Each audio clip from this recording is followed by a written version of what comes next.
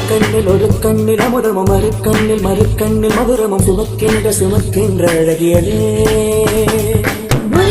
ஒரு கையில் அணுகளும் மறுக்கையில் சுமங்களும் எனக்குள்ளே கொடுக்கின்ற இனியவனே இதழ் பூவென்றால் அதில் தேன் எங்கே இங்கு பூவேதான் தேன்